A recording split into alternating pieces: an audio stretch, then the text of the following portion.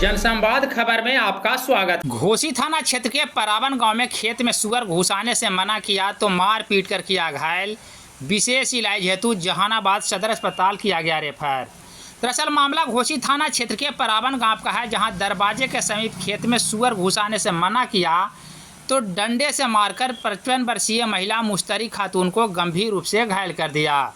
इस बाबत पीड़ित महिला को इलाज को लेकर घोसी पीएचसी में भर्ती करा गया है, जहां से चिकित्सक ने बेहतर इलाज को लेकर महिला को जहानाबाद सदर अस्पताल रेफर कर दिया गया है।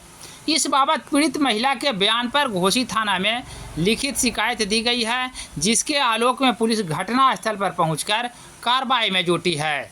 तत्काल पुलिस घटनास्थल पर पहुंचकर मामले की जांच में जुटी है। थोड़ा तेज बोलिए। घोसी थाना आए हैं केस करने के लिए। क्या हुआ है?